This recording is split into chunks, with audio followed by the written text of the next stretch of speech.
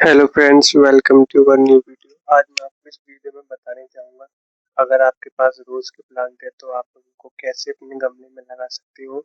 क्या soil mixture रखना चाहिए जिससे कि आपका जो प्लांट है वो कभी मरेगा नहीं, क्योंकि कुछ दिन बाद आप देखते हो आपने जो रिपोर्टिंग करी अपने नर्सरी वाले प्लांट की, उसमें जो प्लांट होते हैं वो मर जाते हैं। तो मैं आज आपको एक ऐसा तरीका बताऊंगा जिससे कि आपका कोई सा भी प्लांट हो, चाहे रोज का हो या चाहे किसी और का भी हो, वो मरने वाला नहीं है। तो देखिए, मेरे पास एक गोबर की खाद है जो मैं कूड़ी पे से लाया था।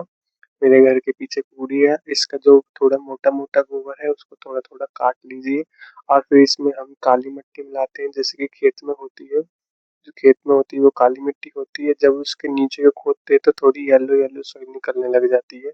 इसमें येलो सॉइल और ब्लैक सॉइल दोनों मिलाना है, क्योंकि अगर हमने इसमें येलो सॉइल मिलाई तो इसका जो पानी होता है वो एक दिन में सूख जाता है येलो सॉइल का। तो जो अगर हम जैसे कहीं बाहर चले गए 1 या 2 दिन के लिए, हमारा रोज का प्लांट ना मरे, तो इसलिए हमें इसमें ब्लैक सॉइल मिलानी पड़ती है, क्योंकि ब्लैक सॉइल मॉइस्चर को ज़्यादा होल्ड करके रखती है और जो पानी होता है वो ज़्यादा दिन तक उसमें रुका रहता है, उड़ता नहीं है। इसलिए हमें इसमें ब्लैक सॉइल भी मिलानी चाहिए। और जो हमें येलो सॉइल वो इसलिए मिला रहे हैं क्योंकि जब बरसात के मौसम में कोई सा भी प्लांट लगाया है आपने या कोई सा भी प्लांट ऐसा है जो पूरे साल रुकता है, तो उसमें बरसात भी आती है महीना। तो जब बरसात के महीने में जो पानी ज्यादा होता है, अगर आपका ड्रेनेज होल ब्लॉक हो चुका है किसी कारणवश, तो जो येलो सॉइल होती है ये पानी को ज्यादा देर तक होल्ड नहीं कर पाती, जिससे कि ये पानी को जैसी धूप निकलती है उड़ा देती है। तो इसलिए हमने इसमें येलो सॉइल मिलाई है और ब्लैक सॉइल मिलाई है और हम गोबर का खाद मिलाएंगे, क्योंकि जो ये परमानेंट प्लांट होते हैं जैसे मेरे पास रोज है, ये ज्यादा साल तक रहते हैं, तो इनमें खाद पानी हमें अच्छा से डालना चाहिए। जो हमें बाद में से इसमें लिक्विड फर्टिलाइजर ही डालनी चाहिए।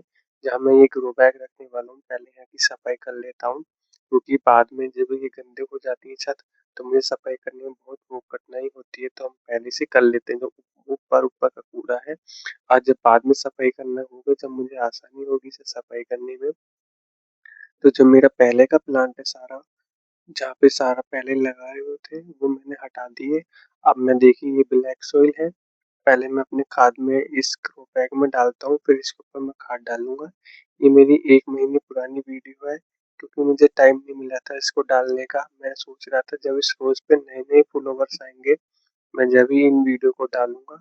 तो अब मुझे टाइम मिला है, अब मैंने देखा कि रोज पे कलियां आ चुकी हैं, तो अब मैं इन वीडियो को बना रहा हूँ।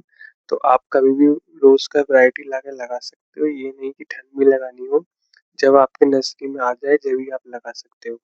तो देखिए, अब मैंने पहले ही येलो सॉइल की थोड़ा सा मिक्सर डाला है, फिर उसके ऊपर मैं गोबर का खाद डालूंगा और फिर मैं इसके ऊपर काली मिट्टी डाल के इसको सही से करूंगा, जिससे कि ये जो मिट्टी है नीचे बैठ जाए, क्योंकि ब्लैक सोइल में कुछ कुछ डले से होते हैं वो फूटने जरूर होते हैं। अगर वो फूटे नहीं तो जैसे हम पानी डालते हैं फिर वो मिट्टी बैठ जाती है। इसलिए हम इसको सही से कर लेंगे जिससे कि इसका जो बेस है वो अच्छा हो जाए। और क्योंकि अगर इसका बेस अच्छा नहीं होगा, कैडा नहीं होगा, तो ये ग्रो बैग जो होता है ना, थोड़ा टेढ़ा मेढ़ा हो जाता है, फिर इसको जब हम इसमें प्लांट लगा देते हैं फिर ये सही नहीं होता। और अगर हमारे ग्रो बैग में प्लांट थोड़ा टेढ़ा मेढ़ा हो गया, तो अगर उसकी जड़ फैलने लगी, तो ये जो ग्रो बैग है अगर मिडल से जड़ फैल रही है तो ग्रो बैग कुछ साल चल जाता है। अगर वो टेढ़ा होकर ग्रो बैग में कोई जड़ आ रही है टेढ़ी मेढ़ी, तो जो ये ग्रो बैग होते हैं ना ये फटने लग जाते हैं। जैसे कि हम किसी खुरपे से कुछ खोदते हैं तो उससे ये फटने लग जाते हैं। इसलिए हमें इन ग्रो बैग का बेस जो होता है वो बहुत मजबूत करना पड़ता है। तो मैं धीरे धीरे से ग्रो बैग का बेस जैसे मैंने मजबूत कर लिया है, अब साइड साइड से इसको कर देता हूँ सही, जिससे कि जैसे कोई मिट्टी का डला है, कोई भागने आ चुका है, वो अंदर वो हो जाए। और फिर हम देखिए इसमें डालते हैं काली मिट्टी और ये गोबर का खाद। ये प्योर गोबर का खाद है, ये मैंने बिछा लिया है। अब इसको पूरे कट्टे को हम इसमें डाल देते हैं एक और लेयर के ऊपर। पहले हमने येलो सोइल डाली थी, फिर हमने थोड़ी सी ब्लैक सोइल डाली थी, अब फिर हम गोबर का खाद डालते हैं फिर से। गोबर का खाद डालने के बाद थोड़ा सा इस गोबर को चला लीजिए और इसमें जो ब्लैक सॉइल और येलो सॉइल का वो है वो थोड़ा सा मिल जाएगा। और फिर इसमें हम फिर से येलो सॉइल डाल देते हैं। ये कट्टे मैं अपने खेत से लाया था, जो येलो सॉइल वाली थी, जो हमारा भरा हुआ था पुराने घर में, वहां से ले आया मैं इस येलो सॉइल को, क्योंकि येलो सॉइल के बहुत बेनिफिट है। किसी ग्रो बैग में, और ये हल्की भी होती है, ज़्यादा भारी नहीं होती है, और ये आराम से खुद भी जाती है। अगर ब्लैक सॉइल में हम 4-5 दिन तक पानी न डालें, उसके बाद वो खुदती नहीं है, वो पत्थर जैसी हो जाती है। पर अगर हम येलो सॉइल में 4-5 दिन बाद पानी ना डालें, तो वो भुरभुरी हो जाती है, उसको आप आराम से खोद सकते हो।